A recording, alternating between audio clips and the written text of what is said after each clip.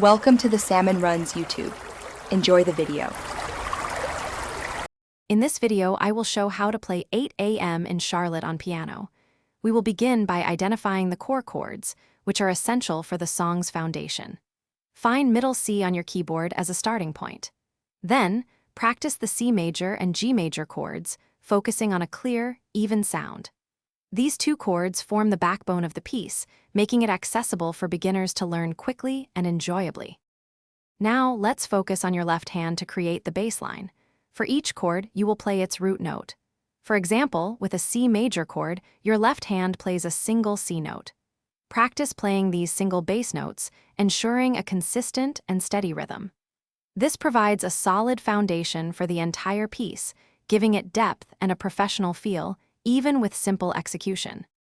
Next, we'll bring in your right hand to play the chord voicings. For C major, you can play C, E, G. For G major, try G, B, D. The key is to keep these voicings simple and easy to manage. Practice coordinating both hands, aiming for a smooth and connected sound. Focus on articulating each note clearly and evenly, ensuring the melody shines through beautifully. To master this piece, begin by combining both hands at a very slow tempo.